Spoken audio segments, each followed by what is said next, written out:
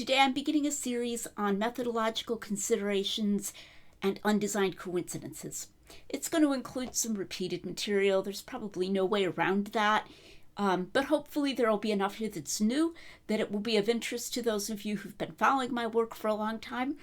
And if you have objections to undesigned coincidences, maybe if you haven't run across my relevant material that answers them elsewhere, maybe you'll find them in this playlist. So that's kind of the hope, that if I keep saying some of the same things in different places, it'll eventually get out to where it needs to be. So today I'm going to be talking briefly about the question, can you refute undesigned coincidences? And the answer is yes and no, and that it depends on what you mean by refuting undesigned coincidences. And then I'm going to give a real-life example of an undesigned coincidence, which will hopefully illustrate the sense in which there just are evidentially significantly relevant undesigned coincidences, in the world, in the universe in general. So if by refuting undesigned coincidences, you mean deciding that a particular one that was thought to be forceful turns out not to be, maybe we gain some additional information or something. Sure, that could happen in a given case. If you mean contesting the argument that a given document or source or person is reliable in the information that they give us, of course you can challenge that. You may never have enough reason to change your mind on it, okay? But if I use undesigned coincidences to defend the historical reliability of the Gospels, of course, there are going to be people who are going to have doubts about that, and we're going to argue back and forth about whether the Gospels really are reliable, okay? And what exactly has been defended by undesigned coincidences. And of course, it's only one kind of argument. There are external confirmations, there are other internal arguments, and so forth. So, any given alleged coincidence is one part of a larger set of coincidences, which is one part of a larger case with other types of arguments.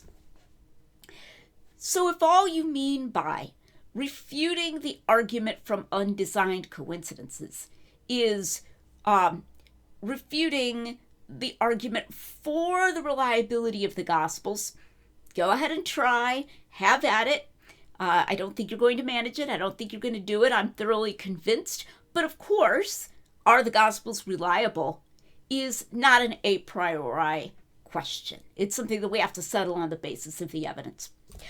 But sometimes a phrase like refuting undesigned coincidences is used in a very loose way, and there's an ambiguity between the person's meaning it just to refer to the argument for the Gospels or for Acts or something like that. And his using that phrase about refuting it to mean showing that there is no such thing as an argument from undesigned coincidences at all, anywhere. Not even in secular history, not even in philosophy of science, not even in other documents, things having nothing to do with religion at all, daily life, researching the news, talking to your buddy, and that it's this blanket thing. Now, that's rarely made explicit, but the dismissiveness with which the phrase is used sometimes could give that impression. And the impression is undesigned coincidences, that whole concept is some Christian-y thing. It's some apologist thing. It's some 19th century apologetics thing that nobody believes in, nobody uses, and we're just going to refute that whole thing. There is no such thing as a forceful argument based on an undesigned coincidence. Now, if you come to me and you say, what would it take to convince you that undesigned coincidences have been refuted? I'm going to ask you what level you mean that at. Because if you mean it at that most general level, I'm going to say, sorry, there's nothing that you're going to be able to bring me that's going to convince me that there literally are no such things as evidentially significant undesigned coincidences anywhere. Okay, that this is just some illusion made up by the apologetics community. Why do I say that? Well, because I can give hypothetical examples, I can give real examples outside of the Gospels, and I can give a probabilistic analysis of those examples that shows that under the circumstances that obtain in those examples, the empirical background evidence that we have, they do have evidential force for some historical proposition. Sorry. Okay?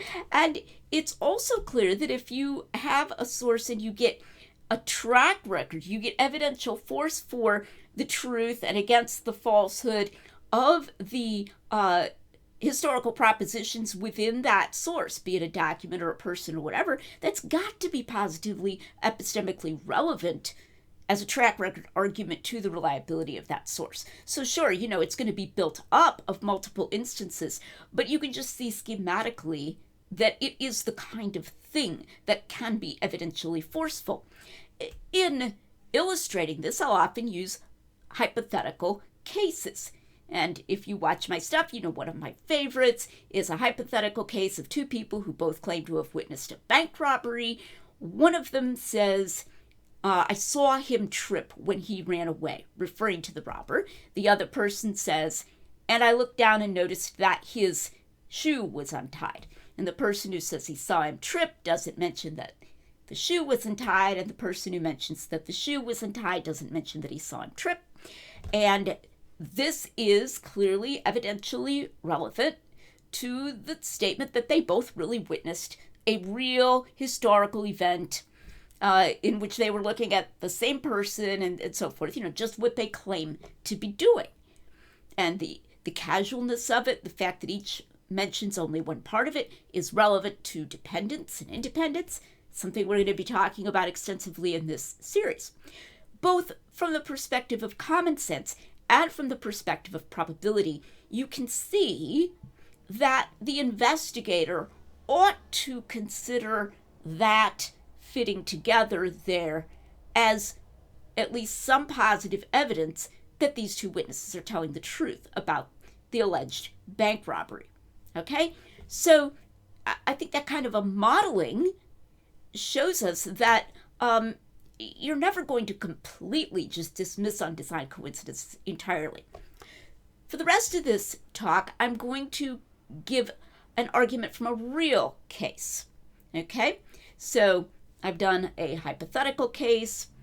Now I'm going to do a real case. Once again, what I'm trying to show is that I don't have to give you circumstances under which I would decide that globally there are no such things as undesigned coincidences, because that's something I can tell just from sitting in my armchair, okay, that I can either construct cases or I can consider cases that are presented to me. If this is your evidence, is that positively relevant to this conclusion over here? And I can see that it is, okay? Now that doesn't mean that it's true a priori that the Gospels themselves are reliable, or it's true a priori that there's a strong argument from undesigned coincidences that the Gospels and Acts are reliable. I'm not claiming that, so I don't want to be misrepresented here. But it can be seen from the armchair that there is a type of evidence that can be described by this name undesigned coincidences that you could have, and that type of evidence would present some significant force in favor of the story being told. All right, on to the real life situation. I was told about this, alerted to this by my daughter, Bethel McGrew, so hat tip to Bethel, because I had never heard the story. She's very interested in actors of the silver screen, movie actors, especially from the 20th century. This concerns a British actor named Dirk Bogard. You can look him up. I will include a link to the relevant material in the video description. Bogard was in the British Army during World War II, okay? And later, it was actually some decades later, he would give interviews about Bergen-Belsen, one of the horrible Nazi Holocaust camps, concentration camps. And he would claim to have been at Bergen-Belsen in the early days after it was liberated by the British Army.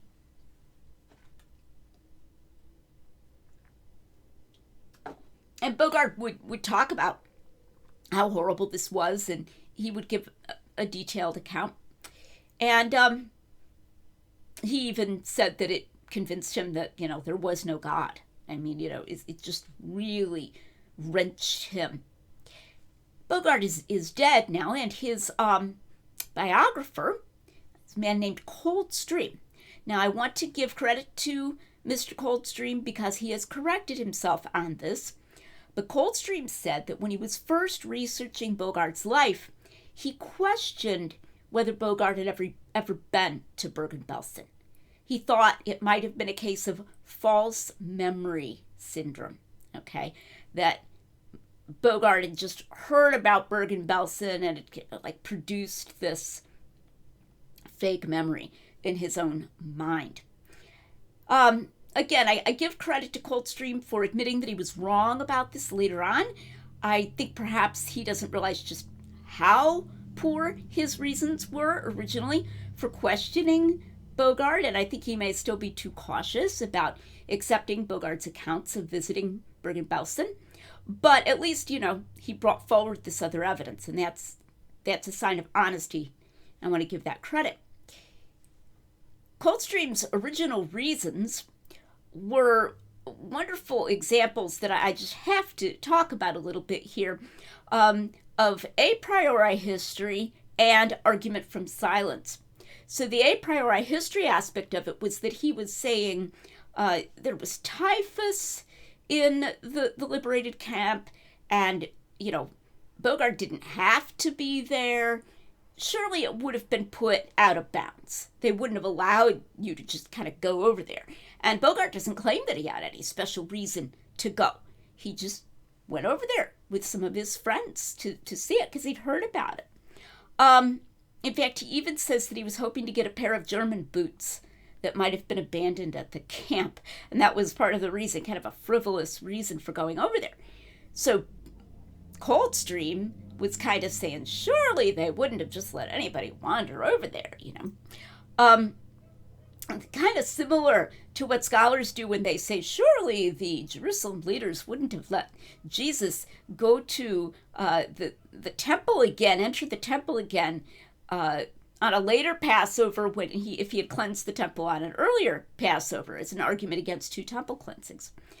And then the second argument he used was an argument from silence because we have a postcard, I believe it is, that he wrote to a family member back in England where he said, we're getting some lovely weather and I'm even getting some sunbathing in. And it was right around the time when Bogard claimed that he had visited Bergen-Belsen.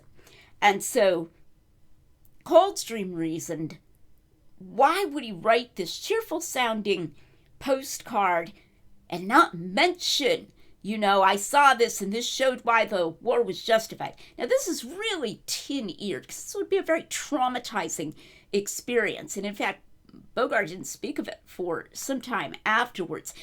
And it's a postcard. Can you imagine? You're writing to your sister back home in England, have just visited Nazi death camp, heaps of unburied corpses, people starving, am traumatized. Hope you are well. Love, Derek. And then you get to send that postcard. No, it's just really poor argument. All right. But what finally actually convinced Coldstream that he was wrong was not reflecting on the weakness of his original reasons, but rather was a separate testimony that came out between, I think it says 2007, 2009, from a man named Andre Coden. Coden was an Austrian And Coden was working with the British, and they had brought him to Bergen-Belsen after they liberated it to act as a translator, okay, and to talk to the people who were still alive, who were there. And Coden remembers being there at Bergen-Belsen and seeing a jeep with some British men in it, and they get out and they stand around for a while, and one of them was just looking, and his friends were calling, and, come on, and it was some name that began with a D, Dirk or Derek or something like that. Haven't you seen enough? And Coden saw him turn around and saw his face, and it was just so sad, and his eyes were so sad, and then he left with his friends. Fast forward, so that's in 1945. This is April 1945. By the way, Bogard often said he wasn't sure of the date. I believe the camp was liberated on April 15th. Bogard wasn't sure if he went over there on the 17th or the 18th. Coden was quite sure that the day he was there and saw this officer was the 20th of April, 1945, and he remembers it because it was Hitler's birthday. And so that stuck in his mind. Fast forward 10 years, Coden's in a movie theater. So it's about 1955. And he's watching a movie with his wife, who's Greek. And this actor comes on the movie. It's Dirk Bogard. And Coden says, that's him. So he tells his wife the story after the movie. And he says, that person, that I saw at the camp, that British man is that actor. And his wife says, you're dreaming. Now, notice that at this point, Coden did not even know that Bogard had ever claimed to have been there. Okay, and in fact, Bogard may not in 1955 have yet made any public statement that he had been there. It was later that he gave these interviews, I believe. So Coden's just telling his wife this, and she's dismissing him. Okay, and then later, I think it was about 30 years later, Coden's reading the Telegraph and an article by Bogard, and I think it had his picture there, where he tells about visiting Belsen. And he says, that's him again. And he shows it to his wife. You told me I was crazy. And see, it really was him. Okay. So, at this point, Coldstream is completely convinced once he heard that oral testimony, oral history from Coden in the OOs in 2007 to 2009. He's completely capitulated. Yes, Dirk Bogard was at Bergen-Belsen. At least was there. Another piece of evidence that has come in the meantime that, again, Coldstream tells on himself, is evidence from some of the command centers or whatever they were about how the camp, Bergen-Belsen, was handled shortly after the liberation. And that it said visitors kind of descended on the camp. Presumably they would be, military personnel, but that immediately it was not put in a no-go zone. That it took them a little while to say, okay, this has got to stop. You can't just have people wandering over here. So during that envelope of time, just as Bogard said, he could have just gone over there. So that also refutes one of Coldstream's a priori history reasons, and it should make us all careful about a priori history. Okay. Now, how is this an undesigned coincidence? Well, let the proposition in question be Dirk Bogard visited the newly liberated Bergen-Belsen Holocaust camp sometime in April of 1945. Okay? And he, saw horrible things there. All right, let that be the proposition.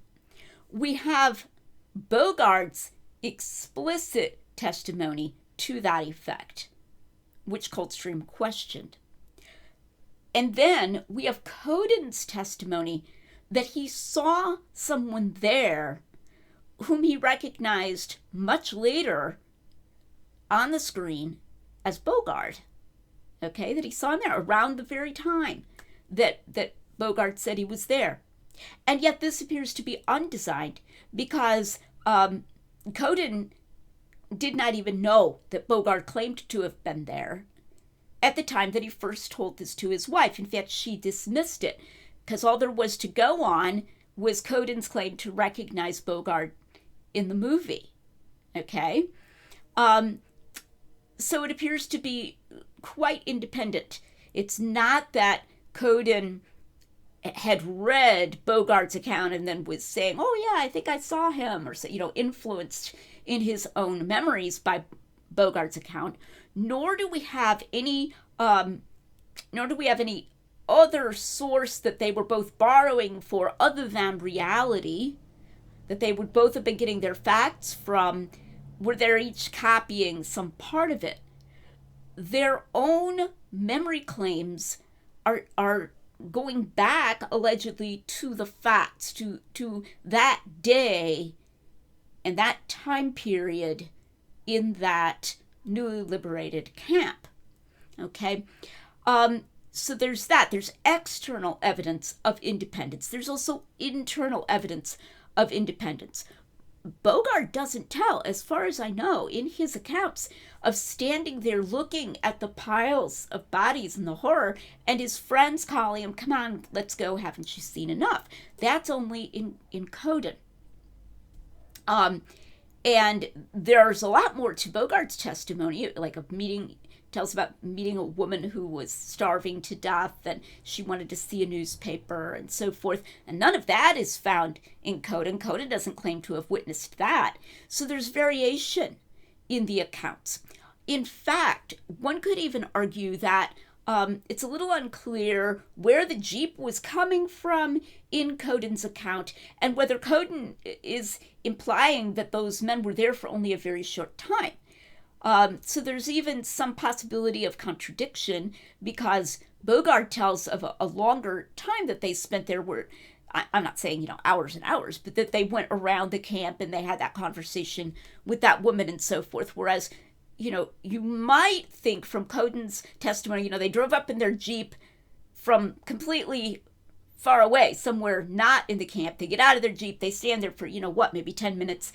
And then they say, what are you waiting for? Haven't you seen enough? And they get back in their Jeep and they drive away, which would contradict Bogard's testimony.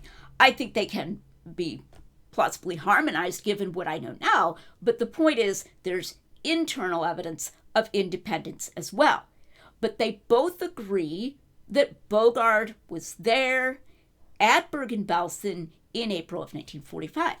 Now, I think there's just something wrong with your evaluation if you're going to say that those two testimonies put together as a conjunction do not significantly support that proposition.